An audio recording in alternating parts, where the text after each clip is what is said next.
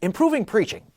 The crowd here that we're trying to speak to is young men who feel called to preach, or maybe assistant pastors, even pastors out there who want to improve their preaching. And so could you give us a little overview of the topics that you cover in your homiletics? Well, I believe homiletics is a great, it's a great class for anybody to take. Mm-hmm. You mentioned when you took it, you weren't necessarily called to pastor, assistant pastor, but I put it this way to the fellows. I realize that everybody that takes homiletics is not called to preach, but every one of them ought to be able, if their pastor's going out of town, say they work at the bank or they work at the shop as a mechanic or they're computer technician or something, and the pastor's going out of town, maybe the church is smaller, he doesn't have an assistant pastor, he can come to Layman Jones and say, hey, I'm going to be gone this Sunday, taking my wife on vacation, could you fill the pulpit? And that man, should be able to step up in the pulpit and be able to preach, whether he's called to preach or not.